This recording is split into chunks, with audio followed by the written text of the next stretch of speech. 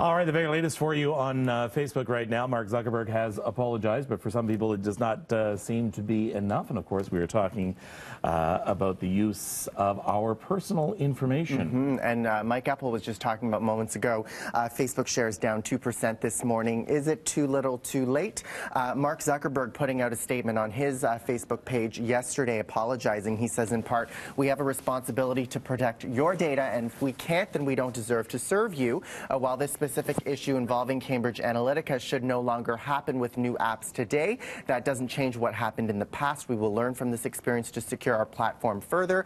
And part of it was him explaining the difference in the way that data was handled when Facebook was, several years ago, to changes that they made in 2014 to where it is now. So he's saying that this is what happened in the past. He's saying that this isn't excusable, and he apologizes for those mistakes, and he will be making some key changes. So some of those include investigating Facebook apps that previously had access to large amounts of data, and that includes conducting a full forensic audit of apps that have suspicious activity, and if they don't comply to these audits, they'll ban the developers, and developers who are found to have misused this data will, of course, be banned as well, and they will make full efforts to notify users affected that this data has been breached or leaked in some way, shape, or form. And still, Facebook's stock taking a huge hit, dragging the tech sector down yesterday on the markets. That continued overnight as well, with the high-tech sector down as well.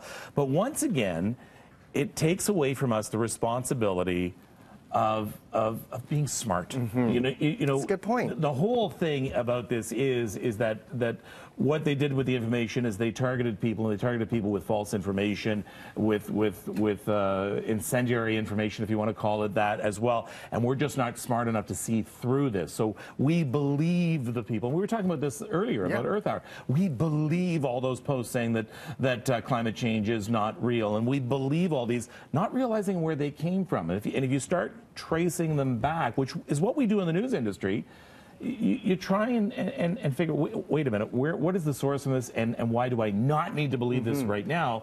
And sadly, media are jumping on that bandwagon as well, where sometimes they're putting stuff to air from social media that has not been verified and is erroneous. And we talked to, and go to our website, because yesterday we showed people how to go through your Facebook settings and turn off access to external websites and apps that may have data that you don't even know. So go there, because we did a step-by-step walkthrough yesterday.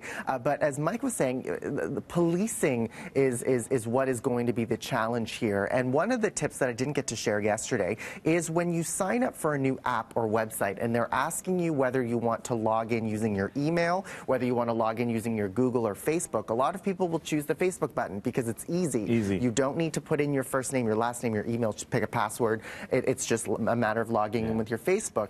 A good habit to start is just to use your email instead of giving other websites access to your Facebook, because there's so much of our personal data on Facebook that you don't know what they're doing with that data. So just another good tip there. All right, thank you very much. Now let's check out our top stories. Here's Mel.